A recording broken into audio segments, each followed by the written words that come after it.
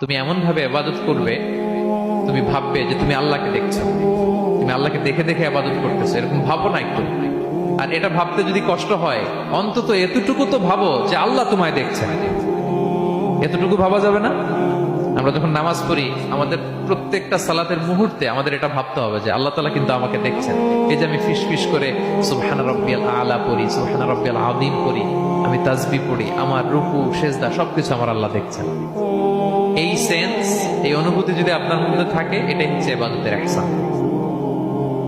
আর ইবাদত ছাড়া আমাদের দৈনন্দিন কাজ, পারিবারিক কাজ, সামাজিক কাজ, এই সমস্ত কাজেও কিন্তু আল্লাহ তাআলা ইহসানকে আবশ্যক করেছেন। প্রিয় ভাই বোনেরা, অন্যের প্রতি অনুগ্রহ করাটাকে তিনি কি করেছেন?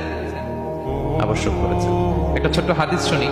হাদিসে রাসূল সাল্লাল্লাহু আলাইহি ওয়াসাল্লাম ইরশাদ করছেন যে ইন্নাল্লাহা তাবারাকা ওয়া তাআলা কাতাবাল ইহসানা আলা কুল্লি শাই।